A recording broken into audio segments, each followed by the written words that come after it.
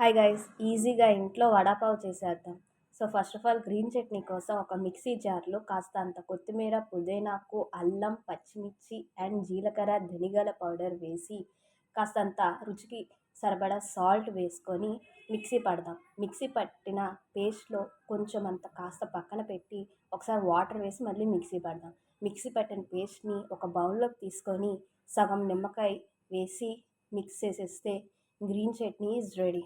And guys, ఆలు curry కోసం ఆలు కర్రీ అనేది ఇందాక మనం కాస్తంత పేస్ట్ పక్కన పెట్టాం కదా.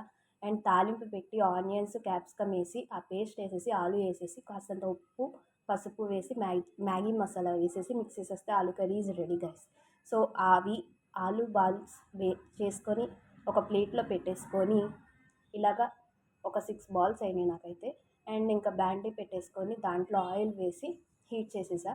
అండ్ శనగపిండి 6 టేబుల్ స్పూన్స్ వేసి దాంట్లో కాస్తంత ఉప్పు అండ్ కారం అండ్ సోడా వేసుకొని మిక్స్ చేసుకొని కొంచెం అంత వాటర్ పోసుకొని మిక్స్ చేసుకున్నాక థిక్గా రావాలి గైస్. ఇది చూడండి, ఇప్పుడు నేను చూపించినంత థిక్గా రావాలి.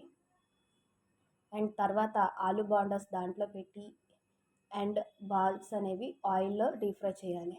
సో ఇలాగ బాల్స్ అనేవి బయట తీసేసాక అండ్ ఒక ప్యాన్ పెట్టుకొని దాని మీద బటర్ అప్లై చేసేసి అండ్ పావు బ్రెడ్స్తో చేసుకుంటారు చాలామంది. అండ్ నేను నార్మల్ బ్రెడ్స్తో కూడా చేసుకోవచ్చు గైస్.